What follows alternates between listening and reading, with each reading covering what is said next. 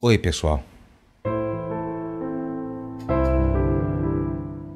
O tempo me é escasso em função de compromissos laborais, compromissos intelectuais, principalmente com a faculdade.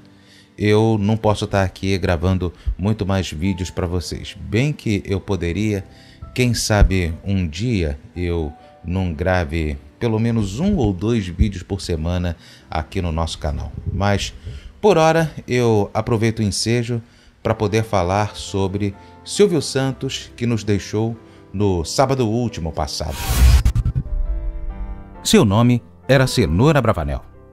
Ele nasceu em 12 de dezembro de 1930, na cidade do Rio de Janeiro. Era o mais velho de 6 irmãos, filho de um casal cujo pai era grego e a mãe era turca, ambos imigrantes judeus. Passou a se chamar Silvio por causa da mãe. E Santos, pois ao participar do programa de calouros de Jorge Cury, ele rogou para que o Santos os ajudasse. Ele se formou técnico em contabilidade. Começou vendendo porta-documentos na 7 de setembro, no centro do Rio. Chegou a começar na Rádio Guanabara, mas ganhava menos que enquanto camelô. Nas barcas Rio-Niterói, ele vendia canetas, refrigerantes, fazia bingos e criou um serviço de alto-falantes nos comboios. Ele fazia assaltos perfeitos enquanto PQD na Vila Militar. Inclusive, num dos últimos Globos Repórteres, o Luiz Ricardo estava comentando ali com a Sandra Nemberg que essa história de errar é humano besteira, porque ele tinha que calcular bem o momento preciso para que ele pudesse dar saltos perfeitos enquanto ele era PQD no quartel do paraquedista ali, onde ele serviu na Vila Militar em Deodoro, na zona norte do Rio. Ele também trabalhou nas rádios Mauá, Tupi, Nacional e Continental. Ele apenas assinou carteira de trabalho na Rádio Nacional. Em São Paulo, onde era cria da Rádio Nacional, ele criou uma trupe circense intitulada O Peru que Fala. Manuel da Nóbrega assim alcunhou o grupo por causa da vergonha de Silvio com as brincadeiras do amigo. Silvio era uma espécie de cliente VIP da Companhia Antártica de Refrigerantes. Ele estreou na TV fazendo teleteatros na TV Paulista em 1958. Após furos de sociedade anteriores, Silvio comprou de Manuel da Nóbrega o Baú da Felicidade. Aliás, Manuel da Nóbrega tinha uma confiança tão cega no Silvio Santos que ele cedeu o Baú da Felicidade àquele quem a gente até pouco tempo atrás dizia que era o dono do baú. As lojas do Baú da Felicidade, Baú Crediário, hoje foram vendidas à Magazine Luiza. O baú consistia em um carnê de fidelidade, onde quem pagava em dias mensalidades trocava o investido por brinquedos ou outros produtos. Na TV Paulista, em 1960, ele estrelou, enquanto apresentador, o Vamos Brincar de Forca. Mesmo com sucesso, o programa foi cancelado, dando lugar mais tarde ao Programa Silvio Santos. Aliás, o Programa Silvio Santos foi a mais longeva atração televisiva com o mesmo apresentador. Quando a TV Paulista foi adquirida pela TV Globo, sua atração liderava as tardes de domingo, vencendo o Jovem Guarda, da TV Record. Os negócios de Silvio se expandiram de tal maneira que, ao fim dos anos 60, ele tinha a Vimave Veículos e as lojas Tamacavi. Silvio teve uma rápida passagem pela TV Rio, com Revelações Que Bom. Em 74, Silvio inaugura sua produtora nas instalações da TV Excelsior. Era a Estúdio Silvio Santos de Televisão e Cinema Limitada, um embrião da TVS. Em 1976, Silvio inaugura a TVS do Rio de Janeiro, que seria o embrião do Sistema Brasileiro de Televisão. TVS significava TV Estúdios. Um belo dia, o seu Adolfo, quando estava inaugurando a TV Manchete, chamou a TVS de TV Silvio Santos, mas o nome, na verdade, era TV Estúdios. Parte da Record de São Paulo era de Silvio Santos. O programa Silvio Santos era exibido na Record, na Tupi e na TVS. Em 1981, após adquirir espólios da Tupi, Silvio Santos inaugura o Sistema Brasileiro de Televisão. Silvio Santos tinha também, aqui no Rio de Janeiro, a TV Copacabana, que depois se transformou em TV Corcovado. Aliás, tem uma curiosidade muito interessante em cima da TV Corcovado ou TV Copacabana. Não bastasse o fato do canal pertencer ao Silvio Santos, ele ainda enfrentou um imbróglio judicial, isso porque um dos primeiros veículos de comunicação da história do Bispado e do Pastorado da Igreja Universal foi a Rádio Copacabana, 680 kHz aqui do Rio de Janeiro. Creio eu que a rádio continua em atividade, continua existindo, mas a televisão teve que mudar para o nome de um outro ponto turístico, tendo em vista esse impasse. Mas a TV Corcovado ou TV Copacabana era um canal que só tinha horário pago e ficou conhecido como o canal Rio Turismo e também o canal das fitas amassadas. E o canal que não tinha um estúdio, não tinha uma viatura, não tinha ninguém com um microfone, com a canopla da emissora andando para lá e para cá. Aliás, a história dessa emissora merece um vídeo à parte porque é um capítulo à parte na história da televisão.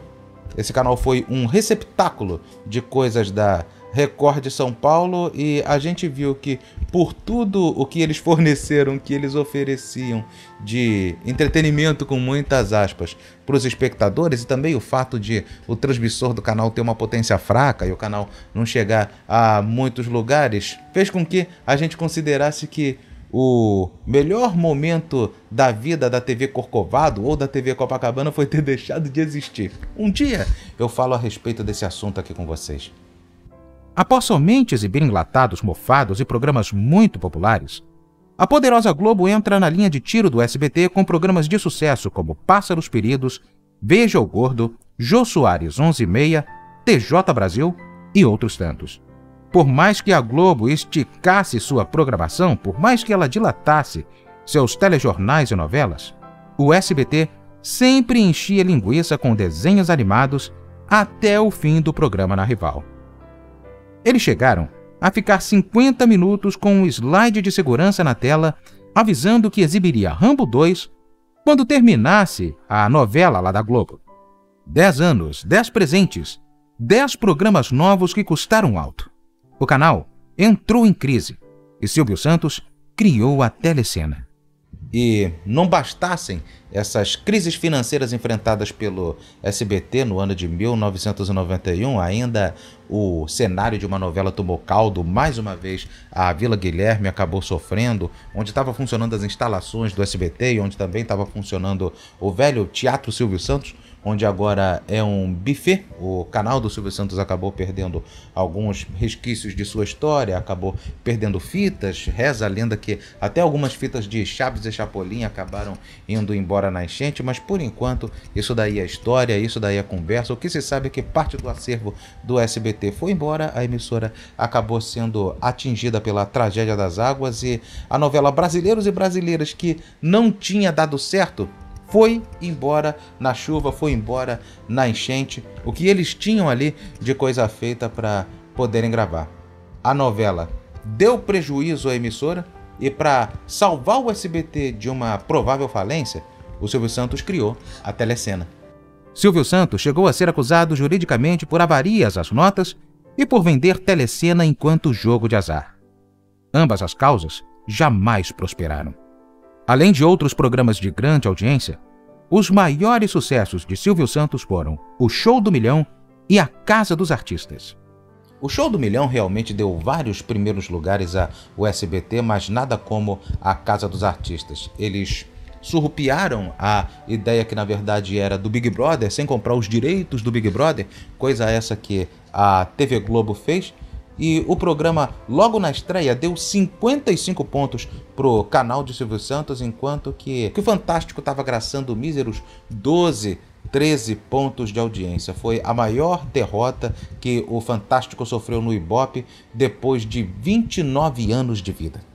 Chegaram a cogitar que ele não chegaria a 2010 em função de um sinfim de problemas de saúde. Mas tudo não passou de boato.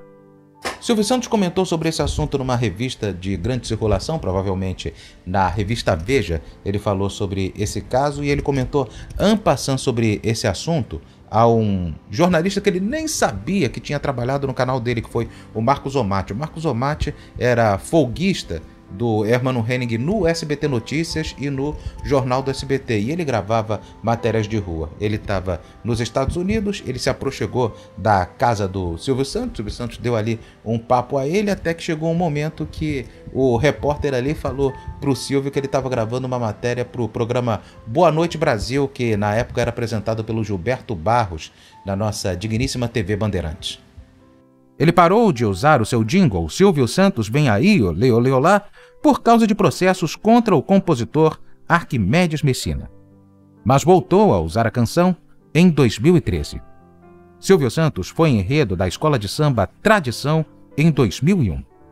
Aliás, 2001, galera, foi o ano do Silvio Santos. Foi o ano em que ele conquistou grandes audiências com a Casa dos Artistas. Foi o ano em que ele foi homenageado por essa escola de samba. Foi o terceiro melhor resultado. A escola já teve o outro, 7º lugar. E em 94, o melhor resultado da escola, que foi um 6º lugar.